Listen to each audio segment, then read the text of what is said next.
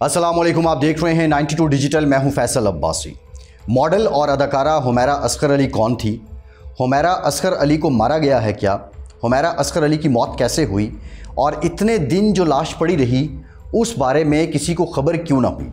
ये तमाम वो सवालात हैं जिनके बारे में बहुत बात हो रही है। लेकिन आज के वीलॉग में मैं आपको बताऊंगा कि हुमैरा अस्कर अली ज़िंदगी के बारे में क्या राय रखती थी, हुमैरा अस्कर अली कौन थी, हुमैरा अस्कर अली का लाहौर से कराची का सफ़र कैसे शुरू हुआ।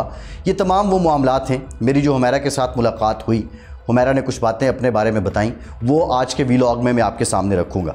हुमैरा अस्कर अली और कंदील बलोच ये शोबिज़ के वो दो किरदार हैं और इनसे जुड़े और भी बहुत से किरदार हैं। आए दिन ये ख़बरें सामने आती हैं कि फ़लाँ अदाकारा जिसने किसी ज़माने में बहुत ज़्यादा उरूज देखा हो या जो उरूज की तलाश में हो, वो कहीं अपने गुस्ल खाने में मुर्दा पाई गई, अपने बेडरूम में मुर्दा पाई गई। ना सिर्फ अदाकारा बल्कि जो अदाकार हैं उनके बारे भी ये ख़बरें आती रही हैं। ये शोबिज़ के लोगों को क्या होता है इस बारे भी आज को बताऊँगा कि ये जो मामलात इनके साथ चल रहे होते हैं वो इनको ज़िंदगी से दूर क्यों ले जाते हैं। बहुत बड़ा सवाल है कि क्या पार्टी कल्चर जो है वो भी इन अदाकारों की मौत का बाइस बन रहा है? डेफिनेटली है।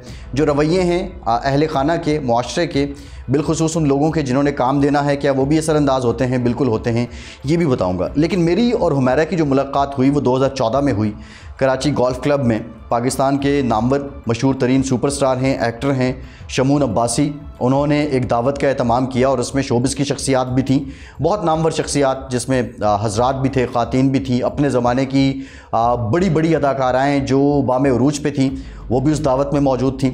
न्यूज़ मीडिया के लोग भी मौजूद थे और मुझे भी जाने का इत्तफ़ाक़ हुआ और मैं भी वहाँ मौजूद था। उमूमी तौर पे कराची में ये कल्चर है कि वीकेंड्स पर या महीने में एक दिन जितने भी ग्रुप्स हैं जो काम कर रहे हैं वो कोई ना कोई गेट टुगेदर करते हैं। दूसरे मानों में आप ये भी कह सकते हैं कि कराची क्या बल्कि पूरी दुनिया की शोबिज़ में ये होता है कि पार्टी कल्चर को एक सोशलाइजिंग का तरीक़ाकार बताया जाता है और लोग उसमें शरीक हो रहे होते हैं। लेकिन वो किस हद तक दुरुस्त है, किस हद तक दुरुस्त नहीं है, जब वो हद से तजावुज़ करता है तो फिर वो किस जानिब सिलसिला ले जाता है।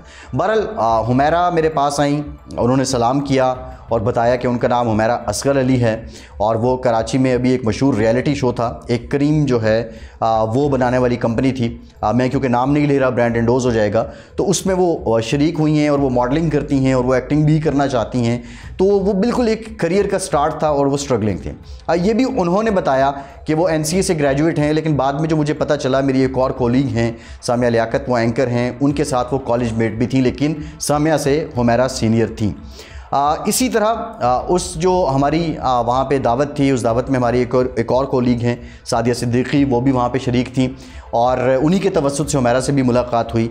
तो हुमैरा की आंखों में बहुत ज़्यादा अज़ाइम थे, बहुत ज़्यादा एक चमक थी, उनके बहुत से मकासद थे, वो ज़िंदगी में आगे बढ़ना चाहती थी। उस वक्त भी हुमैरा ने अपने आप को वेल कल्चर्ड, वेल मैनर्ड ख़ातून के तौर पे सामने लाया और फिर जो गुफ्तो शनीद होती रही, ना सिर्फ यहाँ तक कि वो अपने अज़्म और अपने जो मकासद हैं और ज़िंदगी के अंदर जिस मकाम पे वो पहुँचना चाहती हैं उसको लेकर आगे बढ़ना चाहती थी, बल्कि मेहमान नवाजी में भी हुमैरा का कोई सानी नहीं था। वक्त गुजरने के साथ साथ फिर रब्ता नहीं हुआ, फिर उस तरह मुलाकात भी नहीं हो सकी, लेकिन मैंने ये फ़ील किया कि ये लड़की जो लाहौर से कराची आई है ये कोई ना कोई मकाम हासिल करेगी। बहरहाल एक स्ट्रगलिंग फ़ेज़ रहा।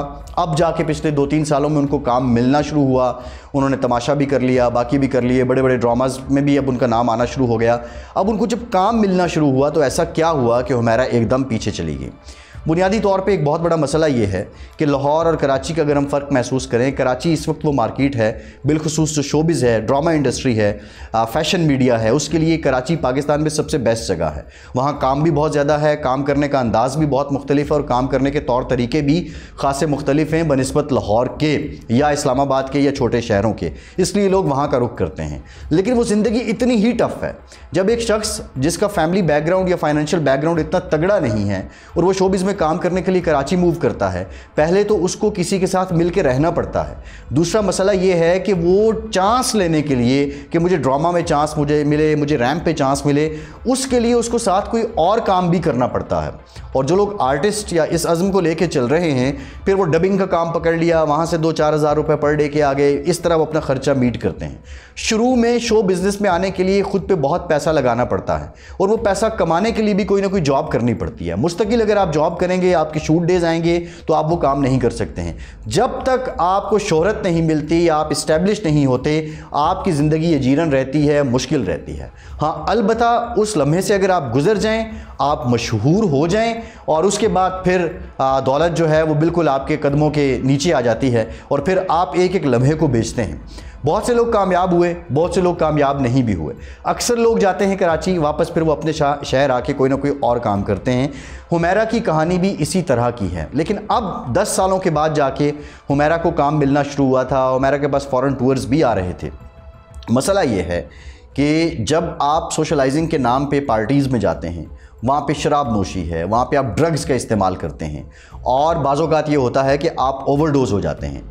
करते करते वो शुरू में जो आपने काम के लिए जो हथियार अपनाया है वो आप उसके एडिक्ट हो जाते हैं और फिर आपकी ज़रूरत बन जाती है। दूसरा फेज़ ये आता है कि आप कतई नज़र इसके कि कहीं आपको काम मिले या ना मिले, आपका नेटवर्क उससे बेहतर हो सकता है या नहीं हो सकता, फिर आप उस नशे को पूरा करने के लिए वहाँ चले जाते हैं। लोग मिलते हैं और सारे मामलात आपको पता हैं कि फ़ी ज़माना क्या कुछ होता है और हर ज़माने में भी तकरीबन ऐसा ही होता रहा है। बहरहाल फिर थोड़ा बहुत काम भी मिल जाए, आपके मुंह को शोहरत का खून भी लग जाए, फिर काम मिलना रुक जाए और जो स्ट्रगलिंग लोग या कमज़ोर फाइनेंशियल बैकग्राउंड के लोग, उनकी फैमिलीज़ बिलखुसूस बच्चियों को या लड़कियों को डिसऑन कर देते हैं। और जिसकी बड़ी अफसोसनाक मिसाल ये है कि हुमैरा के वालिद ने जो रिपोर्ट हुआ है कि जो उनकी मैयत है उसको रिसीव करने से इनकार किया है। उमूमी तौर पे तो वो उनकी बेटी थी, वो कह रहे हैं 1.5 साल से क़तई ताल्लुक़ कर दिया। हमारे माशरे में गैरत का भी मसला है, अना के भी मसाइल हैं, कल्चर भी ऐसा है। ये तमाम बातें अपनी जगह मौजूद हैं। अब वो वालिद जिन्होंने इस बात से इनकार किया है, इस वक्त उनके इस अमल को कोई दिफा नहीं कर रहा, कोई उस अमल को अच्छा नहीं कह रहा, लेकिन वो वालिद इन 8-10 सालों में किस कर्ब से गुजरा होगा, ये भी एक अलहदा कहानी है। सो ये मिसमैच मुआशरे का, कल्चर का, फिर स्ट्रगल का, बैकग्राउंड का और फिर आपकी आंखों में जो ख्वाब हैं और वो ख्वाब पूरे करने के लिए जो तमाम हदें आप पार करते हैं, वो अपनी सेहत पे जुल्म है। हालांकि हुमैरा के बारे ये है कि वो एक फिटनेस ट्रेनर भी थी, वो बड़ी जिम हॉलिक थी, बहुत एक्सरसाइज करती थी। इस सब के बावजूद लेकिन साथ साथ जो मामलात हैं, अब तो ये पता चलेगा कि जो पोस्टमार्टम रिपोर्ट से तो नहीं पता चला, लेकिन केमिकल एग्जामिनेशन के लिए नमूने गए हैं, उसमें समझ आएगी बात कि हुमैरा को बेसिकली असल जो वजह है वो मौत की क्या बनी है। लेकिन 20 दिन तक या 6 दिन तक वहाँ लाश का पड़े रहना, उसके बाद उसका ताफ़ुन भी फैलता है, किसी को ख़बर नहीं हुई, ये बहुत से सवालात हैं। उनका मोबाइल फ़ोन भी फ्रेंसिक के लिए गया है, उससे भी पता चलेगा वो किस किस से राब्ते में थी। लेकिन ओवरऑल देखा जाए तो ये एक ऐसी लड़की जिसको ये बात मार गई कि मुआशरा बेहिस्स हो गया, उसके ख्वाब टूटे हैं। वो जिस मकाम पे पहुंचना चाहती थी, उस मकाम पे पहुंचने के लिए जो पापड़ बेलने थे वो उसने बेले भी, लेकिन उस मकाम तक नहीं पहुंच पाई। और फिर सबसे बड़ा मसला ये भी होता है, रिलेशंस भी टूटते हैं। लेकिन ये भी मसला है, एक ख़ास हद के बाद हमारे माशरे में, एक ख़ास उम्र के बाद लड़की की जब शादी ना हो तो लोग पूछ पूछ के उसको जहनी मरीज़ा कर देते हैं कि तुम्हारी शादी क्यों नहीं हो रही। और वालिदैन की ख्वाहिश भी ये होती है एक उम्र तक कि बेटियों को ब्याह दिया जाए। अभी जो उसके वालिद की कैफियत है, मुझे यकीन है कि वो किसी खुशी से तो ये कर नहीं रहे, वो किसी कर्ब से भी गुजरे होंगे, वो उस कर्ब को कंपनसेट भी कर रहे होंगे। लेकिन जो लवाहिकीन हैं हुमैरा के, गुजारिश ये है कि उसको आखिरी वक्त में अपनाया जाए और उसकी मैयत को वहाँ से रिसीव किया जाए। रिसीव करने के बाद उसको बाकायदा तौर पर दफना दिया जाए, जिस तरह एक शख्स को उसका हक़ है कि उसको कैसे रुखसत किया जाता है। कंदील बलोच का मैंने जिक्र किया था, आज के वीलॉग में नहीं, आने वाले वीलॉग्स में मैं कंदील के बारे आपको बताऊँगा कि कंदील की कहानी क्या थी। कंदील की भी मौत से चंद दिन पहले मेरा उससे राब्ता हुआ और वो तकरीबन मिलती जुलती कहानी थी, लेकिन कंदील किसके लिए स्ट्रगल कर रही थी ये तो दुनिया के सामने आ गया।